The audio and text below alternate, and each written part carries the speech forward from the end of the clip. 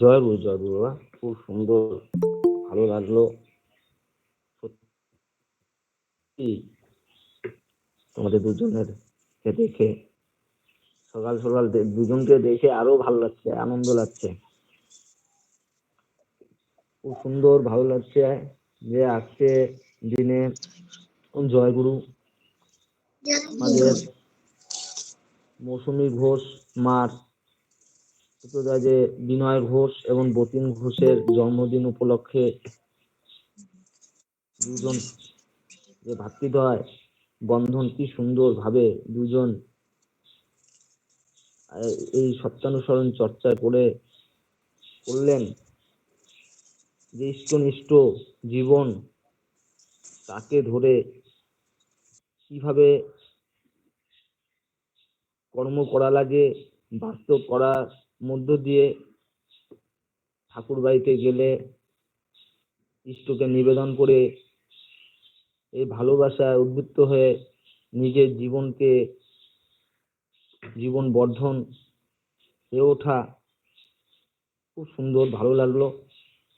পরম দয়ালের শ্রীচরণে তাদের এবং তার পরিবারের মঙ্গল প্রার্থনা করি। জয় গুরু। জয় গুরু। এখন ভর্তি করবেন মিনতি দেবনাথ, সৎসঙ্গিয়ার মালবাজার।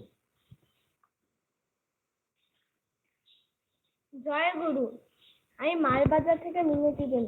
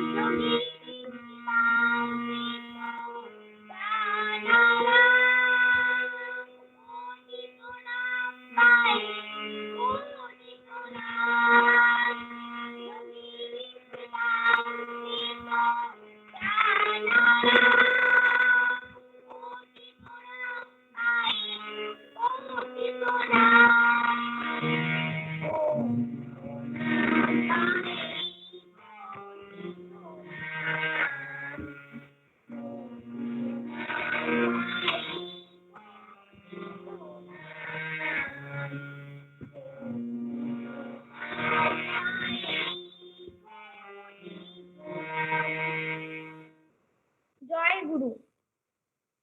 জয়গুরু।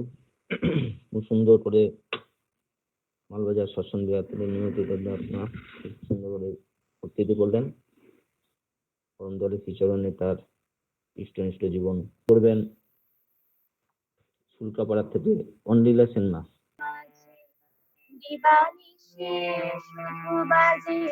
তোমারই প্রেমের সাধা বাঁশির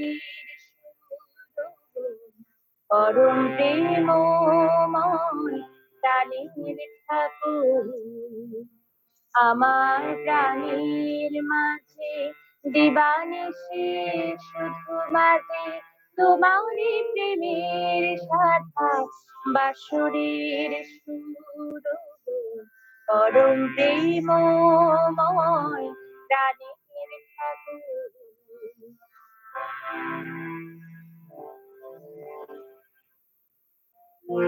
তোমারই প্রেমের সুরে সেজেছি কত না গান তোমাকে শোনাতে চাই চাই শুধু মন আমার তোমারই প্রেমের সুরে সেজেছি কত না গান তোমাকে শোনাতে চাই চাই শুধু মন আমার কাছে সে একবার শোনো যদি গান আমার কাছে সে একবার শোনো যদি গান আমার ব্যথা মোর হবে দূর আমার প্রাণের মাঝে দিবানিশি শুধু বাজে তোমার প্রেমের সাধা বাঁশির সুর পরম প্রেমময় প্রাণের ঠাকুর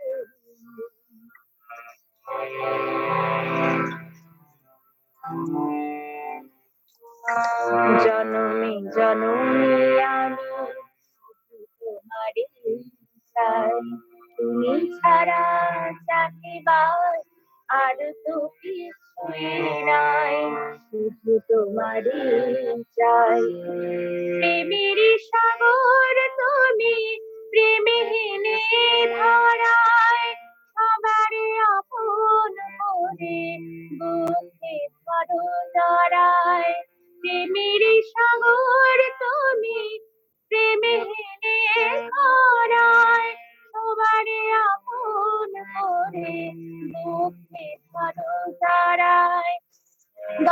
দর্শন তোমার পাই যদি একবার, দর্শন তোমার পাই যদি একবার, এই হৃদয়ে ব্যথা দূর আমার প্রাণের মাঝে, দিবানিশি শুধু বাজে তোমার প্রেমের ছাতা, বাঁশুরির সুর গো পরম প্রেমময় প্রাণের ঠাকুর, ও গো পরম প্রেমময় প্রাণের ঠাকুর। জয় গুরু। জরুর মা, খুব সুন্দর করে এখন আমাদের সামনে মালবাজার থেকে দীক্ষা শাহ মা ভক্তিদের করে শোনালেন। খুব সুন্দর করে ভালো লাগলো। পরম দয়ালের শ্রীচরণে তার ও পরিবারের মঙ্গল প্রার্থনা করি। জয় গুরু। এখন ইষ্ট প্রসঙ্গ করবেন আগরতলা, ত্রিপুরার আগরতলা থেকে সুরদীপ ঘোষ ভাই। সুরদীপ ঘোষ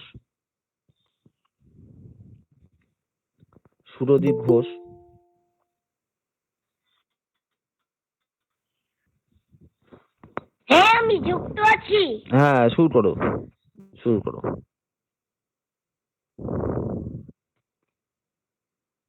করছে।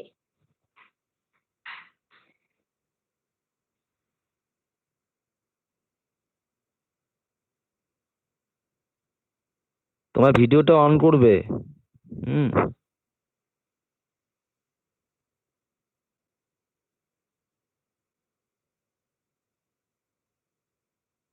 জয় গুরু। জয় গুরু।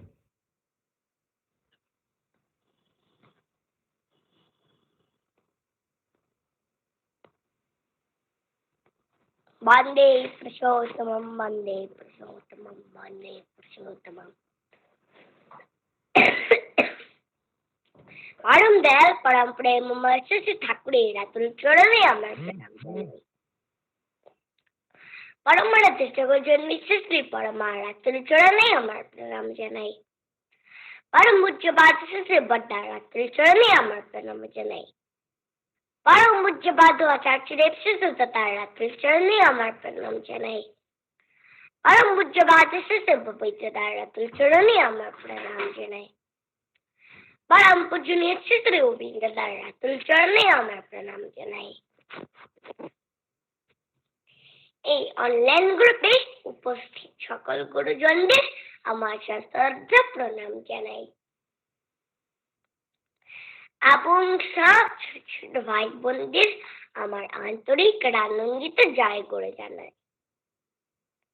এখানে আলোচনা করতে পেরে আমি খুব খুশি। আমি আর কি আলোচনা করবো, আমি তো ছোট্ট। আমি যতটুকু জানি তার থেকে একটু শেয়ার করছি।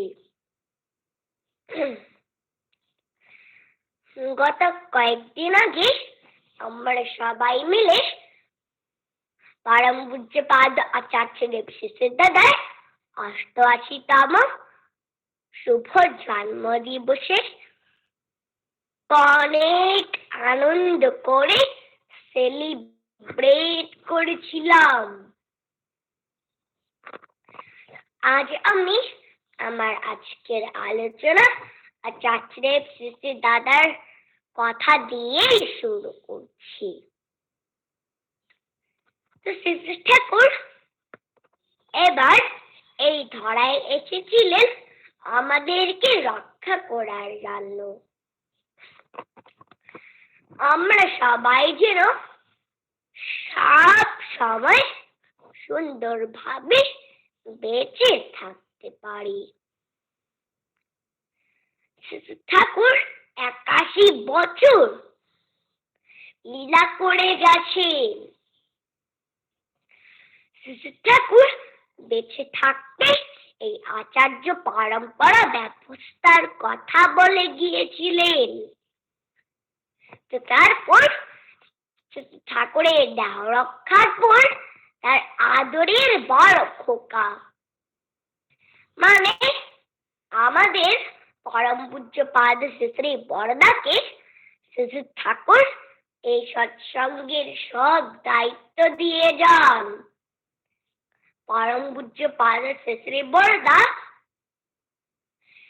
৮২ বছর শ্রী ঠাকুরের আদর্শকে প্রতিষ্ঠা করতে প্রাণপণ চেষ্টা চালিয়ে যান। পূজ্যপাদ শ্রী বরদা সৎসঙ্গের এই দায়িত্ব বর্তমান পরম পূজ্যপাদ আচার্যদেব শ্রী দাদাকে দিয়ে যান। তো তার ইচ্ছায় এই আচার্য পরম্পরা ব্যবস্থা চলছে। পরম পূজ্যপাদ আচার্যদেব শ্রী দাদা ঠাকুরের ভাবনার্থকে এই পৃথিবীতে প্রতিষ্ঠা করতে প্রাণপণ চেষ্টা চালিয়ে যাচ্ছেন। আমাদেরকে প্রায় নানা রকমের আদেশ নির্দেশ দিয়ে যাচ্ছেন। আমরা সবাই যেন সব সময় এই ইষ্ট কাজে নিয়োজিত থাকি। তো আমি একটি ঘটনা বলছি, শুনুন।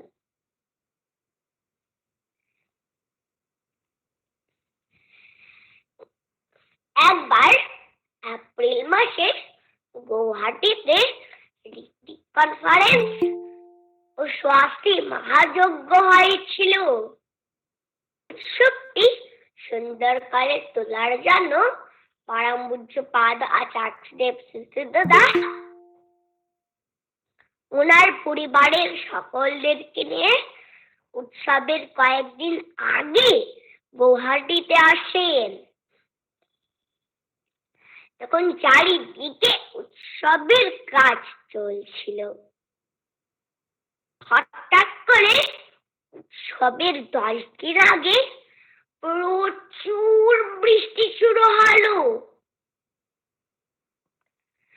আর সমস্ত মাঠ ঘাট জলে ডুবে গেছে, আর প্যান্ডেলে কোনো কাজ করা যাচ্ছে না।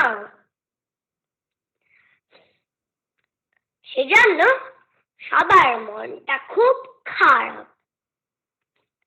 সবার মনটা খারাপ দেখে আমার পরম পূজ্যপাদ আচার্যদেব শ্রী দাদা একবার ভোরের প্রার্থনার পর ওনার পাশে একজন বসা দাদাকে উদ্দেশ্য করে বললেন, ও প্রিয়দা, আপনি কি কড়া রৌদ্র সৃষ্টি করতে পারেন না? বললেন, আপনার যখন ইচ্ছে হয়েছে তখনই কড়া রৌদ্র উঠবে। ওয়ান্ডারফুল ব্যাপার। সত্যি সত্যি কিছু সময় পর কড়া রৌদ্র উঠে গেল, আর ওই উৎসবটিও খুবই সুন্দর হয়েছিল। আসলে তার ইচ্ছায় জগৎ চলে, তাই হয়। গত কয়েকদিন আগে পরম পূজ্যপাদ আচার্যদেব শ্রী দাদার একটি ভিডিওতে আমি দেখলাম যে তিনি আমাদের সবাইকে উদ্দেশ্য করে বলছেন যে এই করোনা মহামারী আতঙ্কে আমরা সবাই ঘরে আটকে আছি,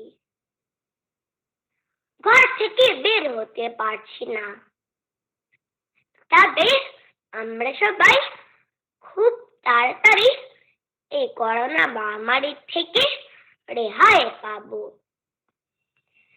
এই কথাটা শুনে আমার মনে খুব ভালো লেগেছিল। পরম পূজ্যপাদ আচার্যদেব শ্রী দাদা যেন সুস্থ থাকেন, সেজন্য আমি পরম পিতার রাতুল চরণে আর চাচিদের ছেলে দাদার জন্য সর্বাঙ্গীন মঙ্গল প্রার্থনা করি। তো শ্রী ঠাকুর তার এক বাণীতে বলেছেন, ইষ্ট স্বার্থ প্রতিষ্ঠায় এ জীবনের কর্ম, যাজন যাজন ইষ্ট বৃদ্ধি এ জীবনের ধর্ম। তো শ্রী ঠাকুর এবার আমাদের সবাইকে সুন্দর ও সুষ্ঠুভাবে বাঁচাতে ধর্ম পালন করতে বললেন, কিন্তু সেটা একটু অন্যরকম করে। মা বাবা ও আত্মীয় স্বজনের সাথে থেকে ধর্ম পালন করা যায়, সেই জন্য আর বনে যেতে হবে না। শ্রী ঠাকুর বললেন, বাইক চালানোর সময় আমাদের সবার মাথা বাঁচানোর জন্য হেলমেট পরতে লাগবে, কিন্তু আমাদের সবার মাথা বাঁচানোর জন্য মেইন হেলমেট হলো দীক্ষা। আমরা সবাই যদি দীক্ষা নিয়ে শ্রী ঠাকুরের সব বিধান সঠিকভাবে মেনে চলি, তাহলে আমাদের সবার মাথা বাঁচবে। এটা কিভাবে জানো? শ্রী ঠাকুর বললেন, দীক্ষার মাধ্যমে আমাদের মধ্যে ইউনিটি তৈরি হয়। আমরা সবাই একে অন্যকে আসবো, কারোর সাথে কখনো ঝগড়াঝাটি করবো না, মানে কখনো কষ্ট দেব না। তাহলে আমাদের মধ্যে ব্রাদারহুড জাগবে। তবে সবার আগে কি জানো? ইষ্টভৃতি। আমরা সবাই যদি সঠিক সময়ে দীক্ষা নিয়ে সঠিকভাবে ইষ্টভৃতি নিবেদন করি, তাহলে আমাদের সবার জীবন রক্ষা হয়।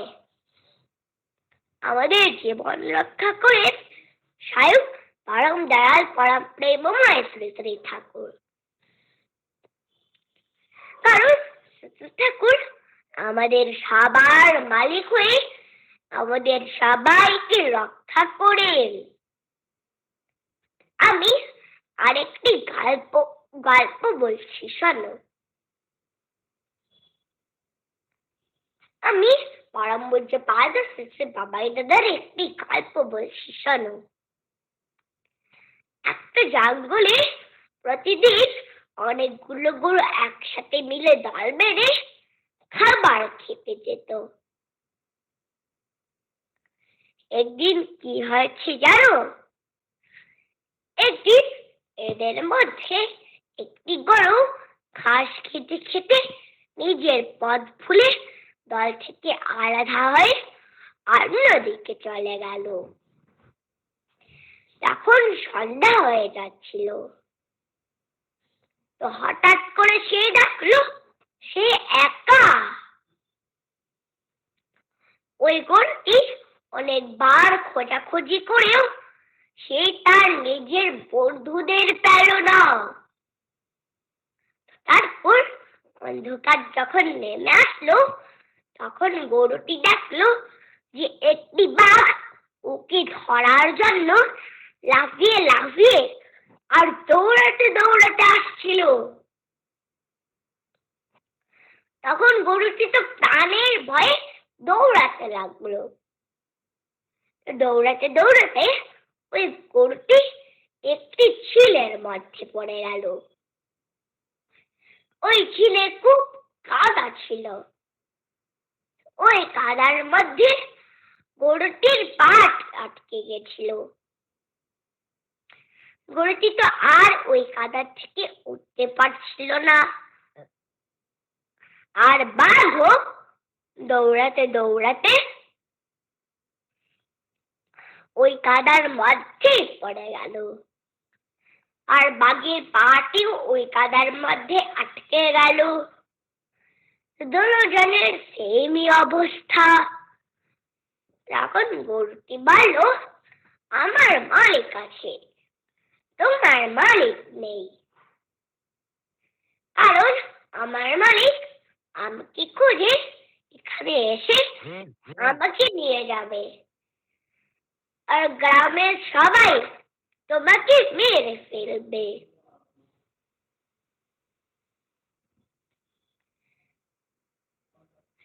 তো ঠিক সেই সময় ওই গরুটির মালিক এসে ওই গরুটিকে নিয়ে গেল, আর গ্রামের সবাইকে দেখে গ্রামের সবাই ওই দুষ্ট বাঘটিকে মেরে ফেললো।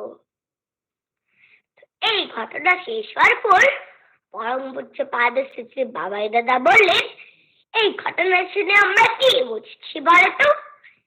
এই ঘটনাটা শুনে আমরা বুঝছি, আমরা সবাই যদি ঠাকুরকে খুব ভালোবাসি আর ঠাকুরের সব বিধান সঠিকভাবে মেনে চলি, তাহলে ঠাকুর আমাদের সবার মালিক হয়ে আমাদের সবাইকে রক্ষা করেন। তাই ঠাকুর বললেন, যাজন যাজর ইষ্ট ভীতি, করলে কাটে মহাভীতি। ছোটরা কি জানি বলো তো? আমরা জানি কোনো লোক মারা গেলে ওরা আকাশে স্টার হয়ে যান, কিন্তু আমি জানি আমার ঠাকুর স্টার হননি, কারণ পরম পূজ্যপাদ আচার্য শ্রী দাদা, পরম পূজ্যপাদ শ্রী বাবাই দাদা ও পরম পূজনীয় শ্রী অবিন দাদার মধ্যে ঠাকুর লিভিং হয়ে আছেন। তাই আমার দেওঘর যেতে খুব ভালো লাগে। আমি তাদেরকে ফলো করে চলবো, ঠাকুরের হয়ে উঠবো। বলেছে, You are for the Lord, not for others. You are for the Lord, and so for others. এখানেই আমরা আলোচনা শেষ করছি। সবাই ভালো থাকবেন, সুস্থ থাকবেন। জয় গুরু সবাইকে। বন্দে পুরুষোত্তমম, বন্দে পুরুষোত্তমম, বন্দে পুরুষোত্তমম। জয় গুরু। খুব সুন্দর করে আমাদের সামনে ত্রিপুরা আগরতলা থেকে ছোট্ট ভাইটি সুরদীপ ঘোষ ভাইটি খুব সুন্দর করে আমাদের সামনে যে ঠাকুরকে ভালোবাসলে কিভাবে এইভাবে ইষ্টনিষ্ঠ জীবনের যে অর্থ থাকা যায়, তার মধ্যে দিয়েই যে ঠাকুরের যে অল্প সময়ের মধ্যে ঠাকুরের যে ভাবধারা যে ইষ্ট পছন্দ করলেন, তা মুগ্ধ হলাম, ভালো লাগছে। আরো বড় হয়ে ওঠো, বা খুব সুন্দর, আরো বড় হয়ে ওঠো। হ্যাঁ, তোমার মা বাবাকেও আমি জয়গুরু দিলাম। জয়গুরু। পরম দয়ালের শ্রীচরণে তার পরিবারের মঙ্গল প্রার্থনা করি, যাতে ইষ্টনিষ্ঠ জীবন আরো বৃদ্ধিপ্রাপ্ত হোক। জয় গুরু। জয় গুরু। জয় গুরু। আজকে যে দুটো ভাইয়ের জন্মদিন, ওই দুটো ভাইয়ের শুভ জন্মদিনের অনেক অনেক শুভেচ্ছা হইল। একদম একদম খুব সুন্দর, খুব সুন্দর। পরম পিতার রাতুল চরণে ওদের দুজনের সর্বাঙ্গীন মঙ্গল প্রার্থনা করি। জয় গুরু। জয় গুরু। জয় গুরু। এখন ভর্তি করবেন আলিপুরদুয়ার থেকে শুভম পাল ভাই। শুভম পাল আগে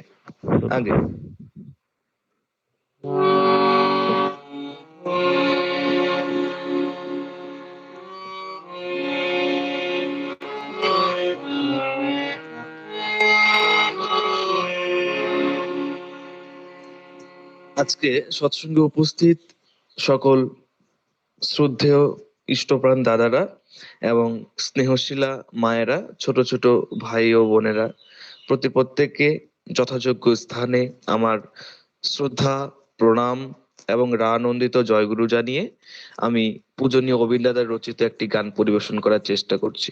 জয়গুরু।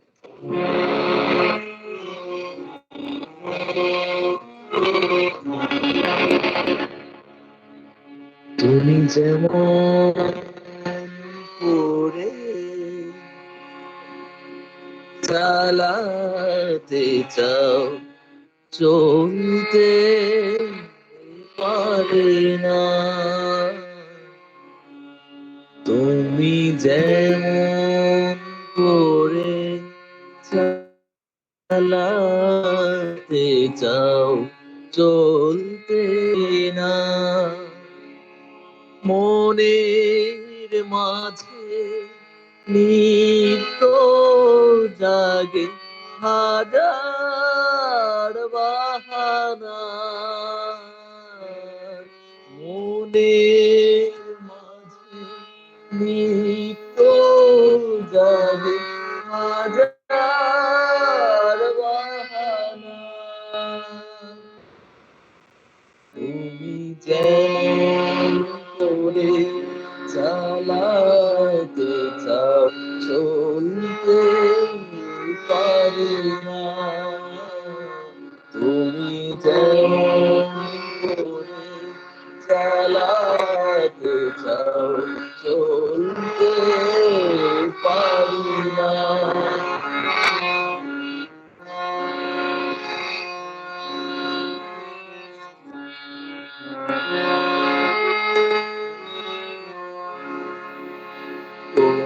তোমার কাছে পেয়ে কাটে আমার বেলা, তোমার কাছে পেয়ে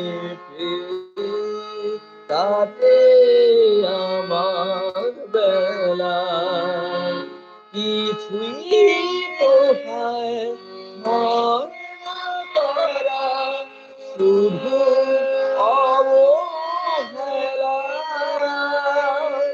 কিছুই তো হয় না তারা, শুধু অবহেলা, তুমি যেমন করে চালাতে চাও চলতে পারে না, তুমি যেমন করে চালাতে চাও চলতে পারি না।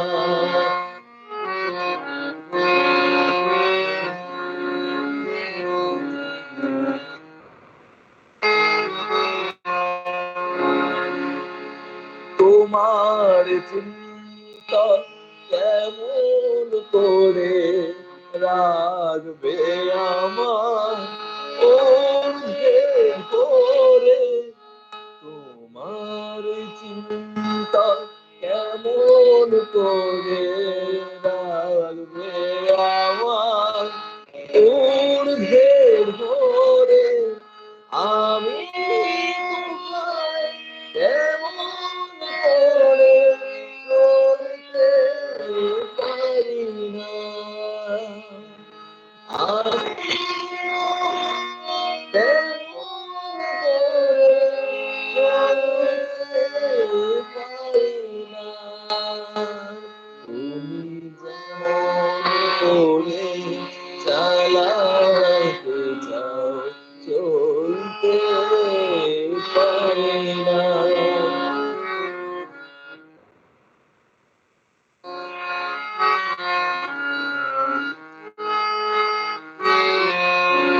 তোমার মনের মতো করে দয়াল আমার নাও করে, তোমার মনের মতো করে দয়াল আমার নাও করে,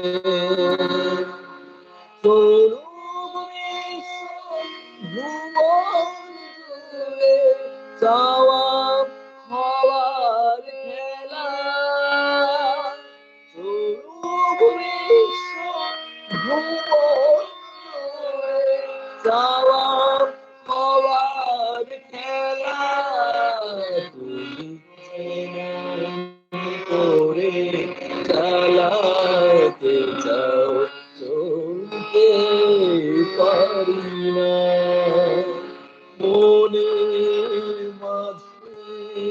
নিত্য জাগে হাজার বাহানা,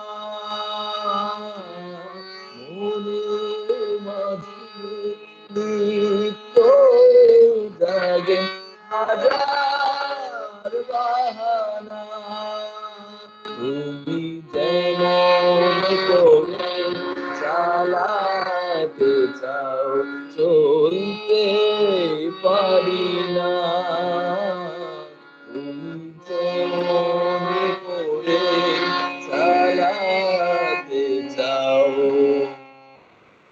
চলতে পারি না। জয় গুরু। খুব সুন্দর করে আমাদের সামনে শুভম পাল ভাই আলিপুরদুয়ার থেকে পরম পূজনীয় অবিন দাদার রচিত গানগুলি শোনালেন। পরম দয়ালের শ্রীচরণে তার মঙ্গল প্রার্থনা করি। জয় গুরু।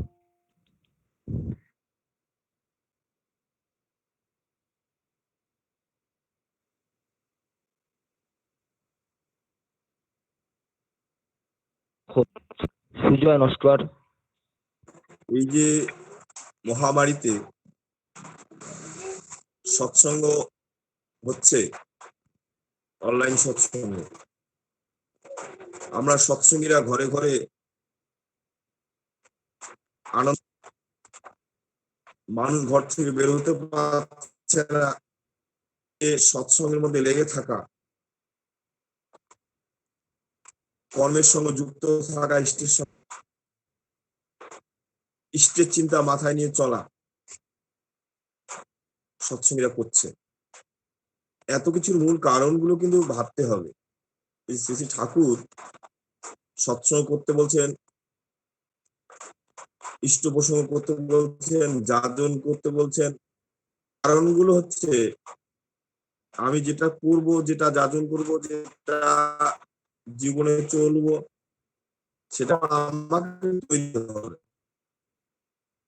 যে কলের গানের রেকর্ড কিংবা ভাষা বাইরের মতো হয় লাভ নেই। কিন্তু আমরা অনেক কিছু মুখস্থ বিদ্যার মতন বলে যাই, বাস্তব যায় চলা বলার মধ্যে সেটা কিন্তু ধরা পড়ে যায়। শ্রী শ্রী ঠাকুর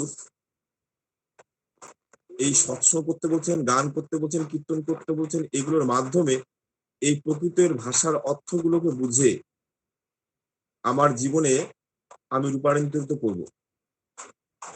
তবে কিন্তু বাস্তব জীবনের জিনিসগুলোর সঙ্গে শারীরিক, মানসিক, আধ্যাত্মিক সমস্ত কিছুর উন্নতি হবে। একটা গাছের চারা যদি শুধু জানি যে লাগাতে হয়, এইটুকুই যদি জানি, তাহলে তার থেকে কিছু পাওয়া যাবে না। সেই চারা গাছটা লাগাতে হবে, সেখানে সার দিতে হবে, সেখানে জল দিতে হবে, সেখানে নিড়ানি দিতে হবে, তবেই সেখান থেকে একটা সুন্দর ফল হবে। তা না করে ধরুন আমি জানলাম, জানার পরেও সেটাকে আমি ঠিক মতো করলাম না, তাহলে বাস্তব জীবনের কিন্তু কোনো জীবনে উন্নতি হবে না। এই যে উপযোজনা কেন্দ্রগুলো আচার্যদের দাদা, পূজনীয় বাবাই দাদা উপযোজনা কেন্দ্রগুলোর উপর যেভাবে জোর দিয়েছে, যে বাড়িগুলোতে উপযোজনা কেন্দ্রের সেন্টার হয়েছে, প্রকৃত সেই বাড়িগুলোকে কিন্তু তেমনতর করে তিনি দেখতে চাচ্ছেন যে সেই বাড়িটার আশেপাশের পরিবেশগুলোকে তারা সে তৈরি করবে। তার মানে সে তৈরি তার আশেপাশের পরিবেশটাকে সে তৈরি করতে পারছে। বাস্তব জীবনে যেটা, যে উপযোজনা কেন্দ্রের যে মানে মেন ভিত, সেটা কিন্তু হয়ে উঠছে না।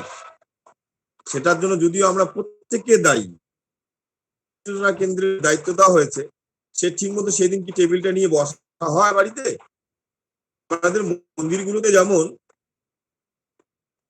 একটা টেবিল নিয়ে পয়সাগুলো যে আনবে ইষ্টবিধি অফিসে জমা দিচ্ছে, কিন্তু যে বাড়িটাতে যে উপযোজনা কেন্দ্রের যে ডেটটা হয়েছে, যে জমার ডেটে সে কি একজন পারফেক্টলি টেবিল নিয়ে বসা হয়?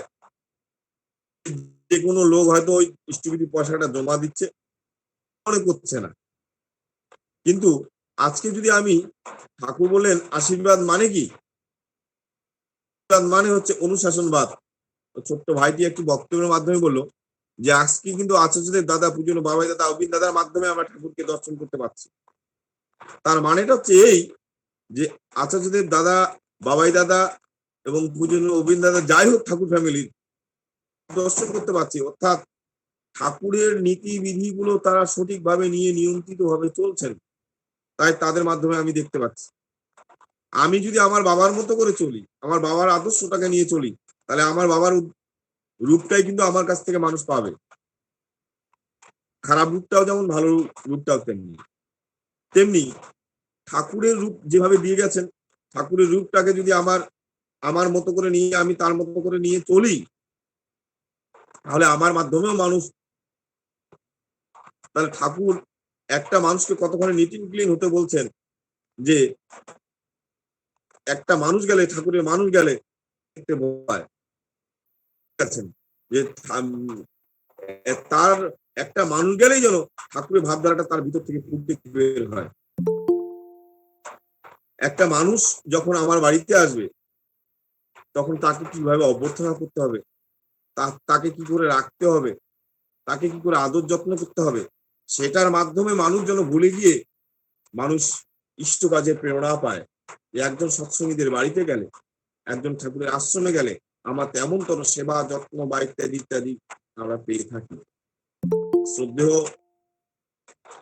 বিধুকা জেঠু, যেটা মানুষ গেলে মন্দিরে তিনি আদর যত্ন করে, রাজুদার বাবা সুন্দর করে খাওয়ান, রাখতেন, বলছেন সেবায় চেতন ধ্যান। বহু জায়গায় তিনি নির্দেশ পাচ্ছেন, বহু জায়গায় এই মন্দিরগুলোর সঙ্গে কর্মযুক্ত সঙ্গে থাকার জন্য। শুধু মালবাজার নয়, আমি একজন ঠাকুরের কর্মী, শুধু আমি মালবাজার নিয়েই থাকবো না, আমি দেওয়ানগঞ্জ নিয়েই থাকবো না, আমি অমুক জায়গা নিয়ে থাকবো না। আমার পিতার সম্পদ যেখানে থাকার রক্ষা করার জন্য যেতে হয়, যেতে হবে। আজকে বিএসএফরা সরকার রেখেছে, আজকে এক জায়গা থেকে এক জায়গা, এক জায়গা থেকে এক জায়গা, এক জায়গা থেকে এক জায়গায় কিন্তু তাদের ট্রান্সফার করছে, তারা কর্ম করে যাচ্ছে, সেখানে কোনো প্রতিবাদ করার কিছু নেই। তেমনি আচার্যদের দাদা পূজনীয় বাবাই দাদা যেখানে যাকে যেতে বলবে, সেখানে আমাদের যাওয়াটা, সেখানে কর্মযুক্ত সঙ্গে থাকাটাই হচ্ছে আমাদের যে জীবনের মুখ্য কাজ।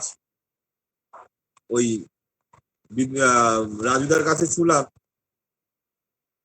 সেখানে আরেক জায়গায় একটা মন্দিরের মাদারিহাটের মন্দিরের একটা জমি কেনার আশীর্বাদ হয়েছে। সেখানে প্রত্যেকেরই কিছু না কিছু সহযোগিতা করা উচিত। এই কারণে তিনি চাইছেন আমাদের যত দুঃখ জ্বালা যন্ত্রণা কষ্ট বেদনা, এগুলো একমাত্র কাটার কিন্তু পথ হচ্ছে এই ইষ্ট কর্মগুলোর সঙ্গে যুক্ত থেকে ইষ্ট কর্মগুলোকে তোলা। আমি যখন একটা বাড়িতে আমাদের সমস্যা পড়ে যায়, যখন আমাদের রোগ জ্বালা দুর্দশায় আমরা ভোগ করি, তখন কিন্তু আমরা এর কাছে যাই, ওর কাছে যাই, মানে পরীক্ষা করি, নিরীক্ষা করি, পূজা পার্বণ ইত্যাদির মধ্যে কিন্তু আমরা তখন বিধিগ্রস্ত হয়ে থাকি। তার মাধ্যমে কত অর্থ বের হয়ে যায়, তখন কিন্তু আমরা সেই চিন্তাগুলো করি না। কারণ আমাকে ভালো হতে হবে, থাকার যে পদগুলোকে ভালো রাখার পদগুলো, যে জায়গাগুলো করে দিচ্ছেন, এগুলো তো আমরা বুঝতে পারছি না। এই সৎসঙ্গে বিভিন্ন কাজে আসলেই দেখি ঠাকুরের জন্য অর্ঘ্য দিতে হয়, টাকা দিতে হয়, অমুক করতে হয়, এরকম কিছু আমাদের গুরু ভাইদের মধ্যে আমরা প্রশ্ন থাকে। কিন্তু তিনি আমাদের রক্ষা করছেন, আমাদের এই পৃথিবীর মালিক হচ্ছেন তিনি, এই বিশ্ব ব্রহ্মাণ্ডের মালিক হচ্ছেন তিনি। তাহলে তিনি আমাদেরকে, যদি আমরা তার সন্তান হয়ে থাকি, তিনি আমাদের প্রত্যেকটা পদে পদে তিনি রক্ষা করার জন্য জায়গায় কৌশল করে বিভিন্ন কাজের সঙ্গে যুক্ত করে দেন। আমরা বুঝে উঠতে পারি না। তার মানে কি, যখন একটা জায়গার জন্য যুক্ত হয়, তার মাথায় তখন চিন্তা থাকে যে এই ইষ্টের অর্ঘটা আমি কি করে করতে পারি, ইষ্টের জায়গাটা কি করে আমরা এগিয়ে যেতে পারি।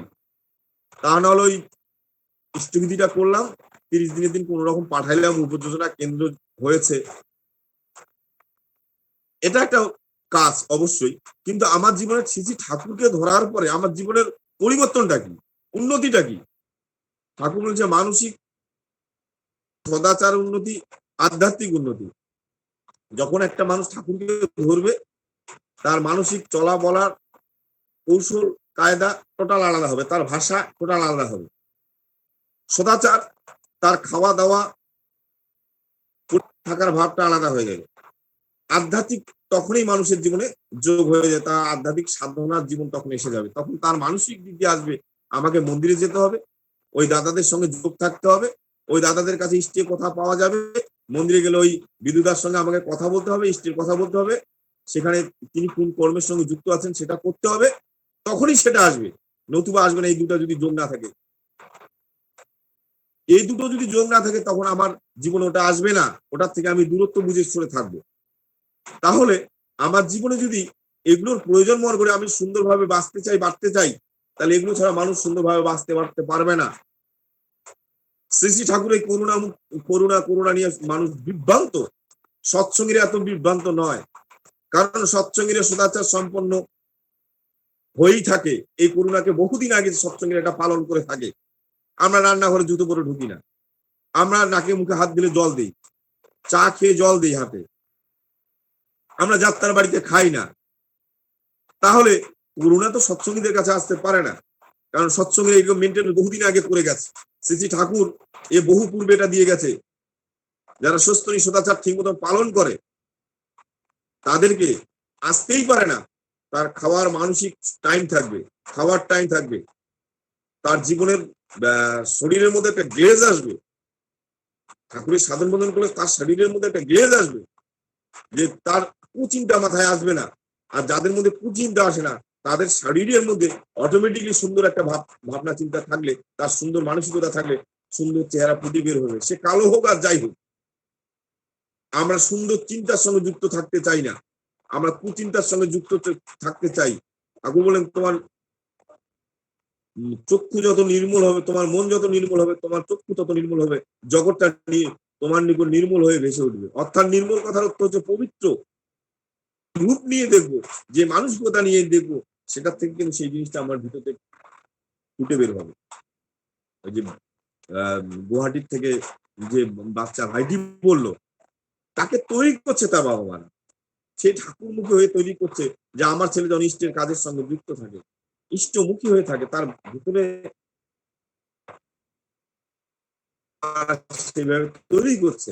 আমরা প্রত্যেকেই যেন আমরা এই বাচ্চাকে ছেলেমেয়েকে সেভাবে তৈরি করার গুছানোর চেষ্টা করি।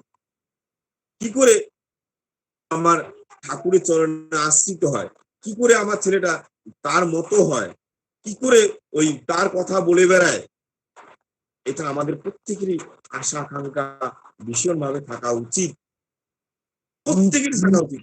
আর সৎসঙ্গীদের কাছে গান বাজনা ওই ইত্যাদি এগুলো সহজ ব্যাপার। যারা সৎসঙ্গের সঙ্গে যুক্ত, সৎসঙ্গে ঘুরে, তাদের কাছে গান বাজা, হারমোনিয়াম বাজা এগুলো খুব সহজ পদ্ধতি। এটা এমন কোনো পদ্ধতি নয়। সে কিছুদিন থাকলে সৎসঙ্গে গেলে, তার আকুলতা থাকলে, তার ভাবনা থাকলে, তার চিন্তা থাকলে, হারমোনিয়াম বাজানো, গান করানো বা ইত্যাদি এমন কিছু বিষয় নাই। শুধু সৎসঙ্গে সে যদি করে, সে কিছুদিন সৎসঙ্গে যাক, তার কাছ থেকে ঠাকুরের গান, হারমোনিয়াম বাজানো সবকিছু এসে যায়। তার প্রতি লাগবে তার গভীরতার টান, শুধু তার কাজের সঙ্গে তেমনতর ভাবে যুক্ত থাকা। তিনি কি বলছেন, ঠাকুর বলে গেছেন, বিনা আপত্তিতে, বিনা ওজরে, বরং পরমানন্দে। পরমানন্দটা কি? তার যেই কাজে আসুক, তার মুখে থাকবে হাসি, তার থাকবে আনন্দ, তার থাকবে প্রফুল্লতা, তবেই তার কাছে মানুষ গিয়ে কিছু পাবে। গতকালের একটা ঘটনা বলি। আমরা কিন্তু এখন পর্যন্ত ঠাকুরকে ধরার পরে জীবনের চলন চরিত্রগুলোকে পরিবর্তন করতে পারিনি। আমি নামও বলবো না। একটি গুরু ভাই, আমার আত্মীয়, এটা করোনা রোগে যুক্ত মানে আক্রান্ত হয়েছেন। তো আমাকে ফোন করে বলো, জামাই আপনিও তো হোমিওপ্যাথিক প্র্যাকটিস করেন, তো একটু কিছু যদি তত্ত্বাবধান দেন, আরো উন্নত মানের কিছু যদি হয়ে তাড়াতাড়ি আমি সুস্থ হয়ে পারি, করবেই। তো আমি হোয়াটসঅ্যাপে একজন ডাক্তারের নাম্বার পেলাম, তাকে আমি ফোন করলাম যে দাদা, আমার আপনার যে পোশাক অবস্থায় দেখছি, তার তো আপনি ডাক্তারই হবেন, তো আপনি তো সৎসঙ্গী জয়গুরু দাদা। মানে উনি কিছু একটু পর ধরনের কথা বলেন। আপনি হোয়াটসঅ্যাপে নাম্বার পেলেন, আপনি ফোন করলেন, আমি কিছু উত্তর দিলাম না। যাই হোক, আমারই মনে হলো যে অপরাধ। আমি বললাম, দাদা আপনার কাছে কি আমি সৎসঙ্গ হিসাবে কিছু পরামর্শ দিতে পারি না? বলে অবশ্যই পারেন, কিন্তু সৎসঙ্গীদের করোনা হবে কেন? তিনি জোর গলায় এই কথা আমাকে যখন বললেন, ঠিক আছে দাদা, আহ আমার আপনাকে ফোন করাটাই বোধহয় আমার ইয়ে হয়েছে। না না না, সেটা নয়, আপনি সৎসঙ্গীদের হবে কেন, এটা উনি জোর করে বলছেন আর কি। যাই হোক, ডাক্তার রাজেশ চৌধুরী দা কে ফোন করলাম।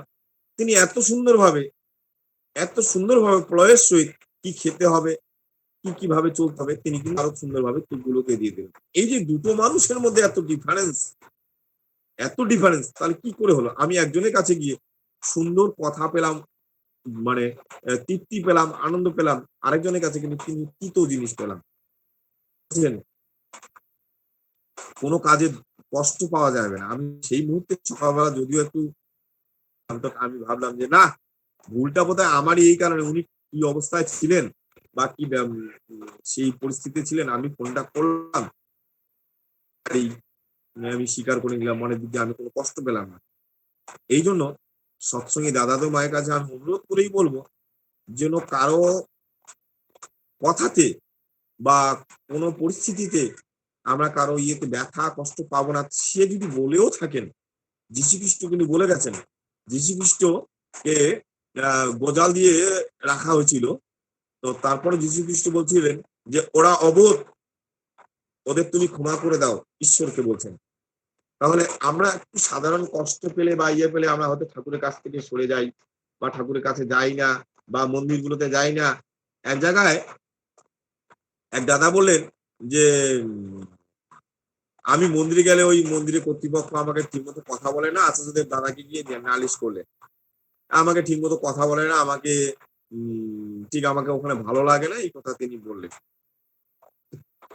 আচার্যদের দাদা বললেন, মন্দিরটা কার মন্দিরে যাস? মন্দির কার মন্দিরে যাস? সেটা কি ওই কর্তৃপক্ষ নিজের মন্দির?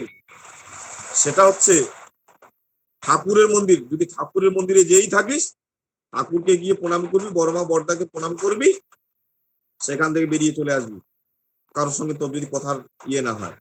তা আজকে আমার পরম পিতার মন্দিরে যাব, আমাকে কি কারণে মানুষটি হয়তো কথা বলছে না বা কি কারণটা কি, সেগুলো জানার বিষয় আছে। আমি ঠাকুর বলছি, তুমি নিজেকে দায়ী করো যে আমার চলার মধ্যে কি ত্রুটিটা হচ্ছে বা কি কারণে আমাকে কথা বললো না সেদিন। এই ত্রুটিগুলো কিন্তু আমরা ফলো করতে চাই না। যে মানুষটা হয়তো ওদিন আমার সঙ্গে কথা বলেনি, তিনি হয়তো ইষ্ট অর্ঘের জন্য একটা বিশাল চিন্তায় আছে, যে রাত গেলে তার হয়তো 5 লাখ বা 10 লাখ বা 20 লাখ টাকার আমি চিন্তায় থাকে। সে আমি কতখানি সেখানে সহযোগিতা করতে পারি, সে কতখানি চিন্তা করে। ধরুন একটা ছেলে, কারো বাড়িতে যদি কোনো রুগী থাকে, তার ছেলে যদি হসপিটালে চিন্তা মানে থাকেন, তার প্রচুর টাকা দরকার অপারেশনের জন্য, তার মাথায় একটা বিভিন্ন চিন্তা থাকে যে আমাদের রাত গেলে এত টাকা লাগবে, তার মানসিক দিকে একটা টেনশনে থাকে। তো যারা ইষ্ট মন্দিরের সঙ্গে ইষ্ট কাজের সঙ্গে নিয়ত ভাবে যুক্ত আছে, তাদের মাথায় কিন্তু নিয়ত চিন্তার মধ্যে আছে তার মানসিক কি অবস্থায় আছেন। সেও তো একটা মানুষ, তারা তো দেবতা না। আমরা হয়তো সেভাবে ওই ঠাকুরকে নিয়ে সেই জায়গাটা যেতে পারিনি, তাহলে আমরা সেই জায়গাটাও বুঝার ব্যাপার আছে। ঠাকুর বলতে দোষ দেখে দোষী হয়ে পড়ো না, অন্যের দোষ দেখাটা ভুলে যেতে হয়, নিজেকে সংশোধিত করে ঠাকুর বাড়িতে গিয়ে আমার দোষগুলোকে কাটার চেষ্টা করুন। আর আমরা সৎসঙ্গের সঙ্গে কতটুকু যুক্ত থাকি, আজকে রাজুদা নিশ্চয়ই প্রচুর মানুষকে বলেছে, আজকে মাত্র 14 জন যুক্ত। ঘরে আজকে আমি কলকাতায় আমার একটা ইষ্ট প্রসঙ্গ ছিল, সেখানে এক দাদা রাত্রে ফোন করলো, দাদা আমেরিকায় থাকেন, এরকম যদি একটু ইষ্ট প্রসঙ্গ করে দেওয়ার ওনার সুযোগ থাকেন। তা আমি বললাম, দাদা এক কাজ করুন, আমার আর একটা জায়গাও আছে, যদিও আমি দুটাতে পার্টিসিপেট করতাম, আপনি ওনাকে ঢুকান, ওনাকে ঢুকান। তো তিনি ভীষণ খুশি হলেন, যেহেতু আমার নামটা লিখে দেওয়া হয়েছে কলকাতায়, উনি ভীষণ খুশি হলেন। দাদা এটাই ইষ্ট কাজ। আমরা অবশ্যই কাউকে খুশি রাখাটাই ইষ্ট কাজ, সেটা যদি সৎ কাজের সঙ্গে হয়, সৎ ভাবনার সঙ্গে হয়, সেটাই খুশি রাখাটাই হচ্ছে আমাদের জীবনের ইষ্ট কাজ। তাকে আমি সুযোগ করে দিলাম। তো বিষয়টা হচ্ছে কিরকম, অন্যকে খুশি করাই আমার জীবনের কাজ, অন্যকে আনন্দ দেওয়াটাই হচ্ছে আমাদের জীবনের কাজ। আমার কাছে যেন প্রত্যেকটা মানুষ আনন্দময়ী হয়ে থাকে, আমার কাছে যেন একটু সুন্দর কথা পায়, সুন্দর আনন্দ পায়, সুন্দর জীবনে তৃপ্তি পায়, এটাই জীবনে আমাদের সাধনা। আমার কাছে একটা মানুষ তৃপ্তি এসে পেল না, কারণটা কি? আমার কি ত্রুটি, সেখানে আমার কি দেখছি, আমার সঠিকভাবে রুগীটাকে সুস্থ করতে পারছি না, অর্থাৎ আমার ট্রিটমেন্টের কি ঘাটতিটা। তেমনি আমার কাছ থেকে যখন মানুষ সরে যাবে, আমার কাছ থেকে যখন মানুষ সুন্দর কথা পাবে না, ঘাটতিটা কি আমার সাধন ভোজনের কোনো ঘাটতি হচ্ছে না কি হচ্ছে, সেটা আমাকে দেখতে হবে, কিন্তু আমাকে করতে হবে, আমার জীবনগুলোকে তেমনতর ভাবে তৈরি করতে হবে। আমরা আয়নার সামনে দাঁড়ালে আমরা দেখি যে আমার চুলটা কোথায় গন্ডগোল, আমার জামাটা কোথায় তেরা বেঁকা হয়েছে। জীবনের প্রত্যেকদিন সাধনার সঙ্গে আমাদের মিলাতে হবে ওই ঠাকুরের সামনে, যে ঠাকুর, আমি আমার জীবনে চলতে গিয়ে কি আমার জীবনে কোনো ত্রুটি হচ্ছে, আমার চলার কোনো ত্রুটি হচ্ছে, সেটা কিন্তু ওই নামধারের সামনে বসলে আমার বোঝা যাবে আমি কতখানি সাধন ভোজনের সঙ্গে যুক্ত। আমি প্রত্যেকেই আমি বলবো, যারা এই মালবাজার বিহারের সঙ্গে যুক্ত আছেন,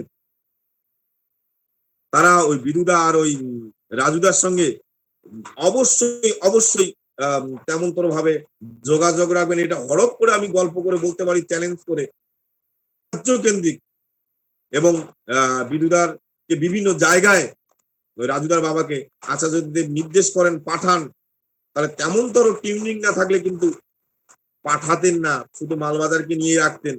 এক সময় দেওঘরে ওই আনারসের চাটনির জন্য ওই বিদুদাকে ওই 1 ট্রাক আনারস নিয়ে যেতে বলছিলেন, সেই খবরও আমার কাছে আসছিল বিভিন্ন জায়গায়।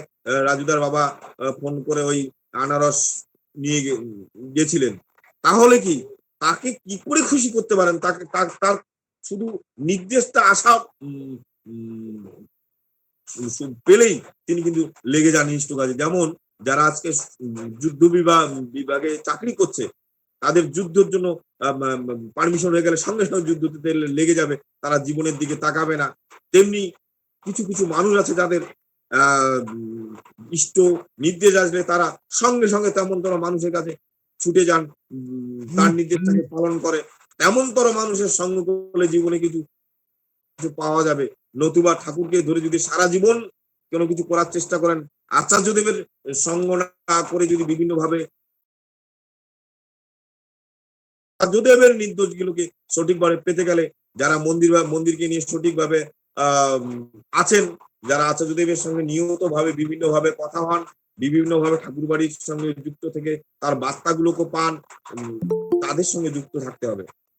অর্থাৎ পাওয়ার হাউস থেকে ইলেকট্রিক লাইন বাড়িতে আসে, বাড়ির থেকে কিন্তু তারপরে জ্বলার ক্ষমতা হয়। নতুবা কিন্তু পাওয়ার হাউসের আগেও আরেকটা জায়গায় ইলেকট্রিশিয়ান যেখান থেকে তৈরি হয়, সেখান থেকে পাওয়ার হাউসে পাওয়ারটাকে দেয়, আর পাওয়ার থেকে আবার সাপ্লাই হয়ে যায়। তেমনি ঠাকুর বাড়ির থেকে আশীর্বাদ গুলো সরাসরি মন্দিরের মাধ্যমে আসে, আর মন্দিরের মাধ্যমে বিভিন্ন কর্মীদের বাড়িতে বিভিন্ন ভাবে ছড়িয়ে দেওয়া হয়। আমরা যেন প্রত্যেকেই ইষ্টবিধির প্রতি প্রচন্ড ভাবে জোর দেই, তথাকথিত ওই 1 টাকা 2 টাকা 5 টাকার মধ্যে ইষ্টবিধি না থাকি। আজকে আমাদের জীবনের এমন একটা পরিবর্তন আসছে, প্রত্যেকে এই পুজোর মধ্যে এই করোনার মাধ্যমে প্রত্যেক ঘরে ঘরে পোশাক আদি দামি দামি শাড়ি সমস্ত কিছু হয়েছে। এর মাধ্যমে কি আমি চিন্তা করেছি? শুধু আমি কালকে দেখলাম কয়েকজনকে মন্দিরের ব্যাপারে, আজকে দেখলাম এই দুর্গা উৎসবের মাধ্যমে কয়েকজন ঠাকুর ভোগের জন্য অর্ঘ্য এনে আমাকে দিল, এবং ঠাকুর ভোগ সকালবেলা অষ্টমী ভোগের আগে মন্দিরে এনে ভোগ পৌঁছায় দিল। এই মানুষটা কি আমার এনেছে যে গুরু পূজা হচ্ছে শ্রেষ্ঠ পূজা, আজকে ওই অষ্টমী ভোগ মায়েরা গিয়ে দেওয়ার আগে আমি ঠাকুরকে মন্দিরে এনে একটা ভোগ দেব? এই মানসিকতা কি আমার তৈরি যে গুরু ব্রহ্মা গুরু বিষ্ণু গুরুদেব মহেশ্বর গুরুদেব পরম ব্রহ্ম তস্মৈ শ্রী গুরুদেব নমঃ। ওই কালকে যখন ওই অঞ্জলি দিয়েছে, তখন কিন্তু এই গুরু ব্রহ্মার মন্ত্রটাই আগে বলেছে। গুরুর পূজা না হওয়া পর্যন্ত কোনো পুজো সার্থক হয় না। তাই বাড়িতে যদিও আমরা অনেকে ভোগ দেই, কিন্তু যে মন্দিরগুলো আছে যেখানে তিনি ডাইরেক্টলি তিনি গ্রহণ করেন, সেখানে কি আমরা এই পুজোর দিন গিয়ে প্রত্যেকে কিছু কিছু মন্দিরগুলোতে ভোগের অর্ঘ্য দিয়েছি? সে চিন্তা ভাবনা আছে কি? সেটা নেই। কিছু কিছু মানুষ তৈরি হয়েছে, দেখলাম আজকে একজন মন্দিরের ভোগ এনে দিল, কালকে একজন মন্দিরে ভোগ এনে দিল, ভোগের অর্ঘ্য দেওয়া মন্দিরে বা ভোগ দেওয়া ইত্যাদি কথা। তাহলে এটা হতে গেলে না ভেতর থেকে তৈরি হতে হয়, কাউকে জোর করে শেখা যায় না, জোর করে বলা যায় না। পূজনীয় শিবাই দাদা বললেন এক জায়গায়, ছেলের জন্মদিন ঠাকুর ভোগ, ঠাকুর ভোগ বলতে বাড়িতে নয়, মন্দিরে সেই দিন ঠাকুর ভোগের সারাদিনে যা লাগে সেটা দিতে হবে। বাড়িতে সৎসঙ্গ দিচ্ছি, মন্দিরের ঠাকুর ভোগ। বাবার মৃত্যু দিবস পালন করছি, সেদিন গিয়ে মন্দিরে ঠাকুর যেখানে মন্দিরের সঙ্গে যুক্ত আছেন সেখানে দিতে হবে। তবেই মন্দিরগুলো সুন্দরভাবে চলার একটা সহজ পদ্ধতি হবে। এই করোনার মাধ্যমে একটা মন্দিরে খরচ কত, এটা কি আমরা চিন্তা ভাবনা করছি না? যারা মন্দিরে আছে তাদের এই পুজোর মধ্যে কি আমরা একটা জামা কাপড় দেওয়ার চিন্তা করেছি? করিনি, কিন্তু আমার ছেলে মেয়েদের কিন্তু সমস্ত কিছু গুছানো সুন্দরভাবে তৈরি হয়েছে।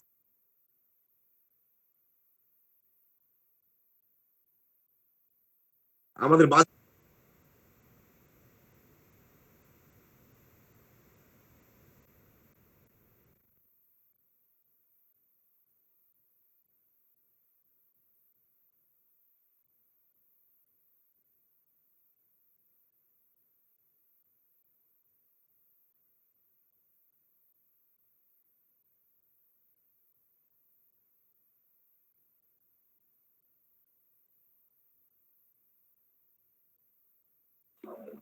জয় গুরু।